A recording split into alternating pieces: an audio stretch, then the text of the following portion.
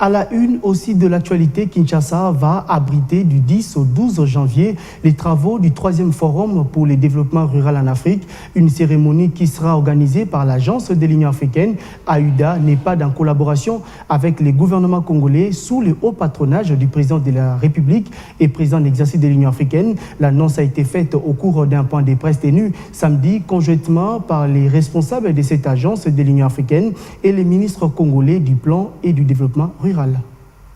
À quelques semaines de la fin de la mandature de l'RDC à la présidence en exercice de l'Union africaine, Kinshasa va abriter du 10 au 12 janvier prochain les travaux du 3e Forum africain sur le développement rural dans le cadre du NEPAD. Cette rencontre placée sous le haut patronage du président de la République Félix Tshisekedi va se dérouler sous les thèmes la planification décentralisée de la transformation rurale par la capitalisation des expériences.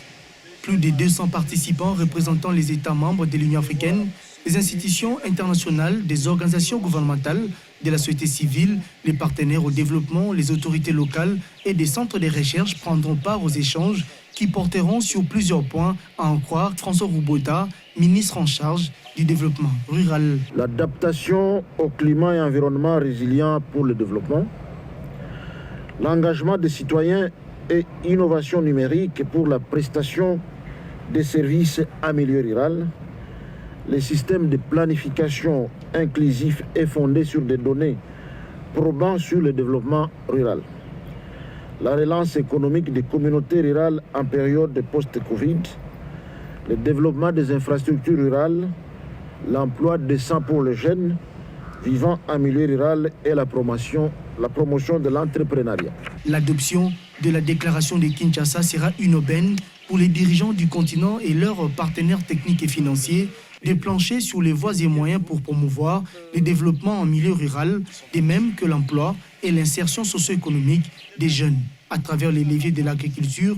Conviction de Christian Mondo Simba, ministre d'État en charge du plan. Nous avons des contraintes que nous allons exposer et les autres vont nous dire aussi quelle est la manière dont ils avaient résolu ces contraintes-là.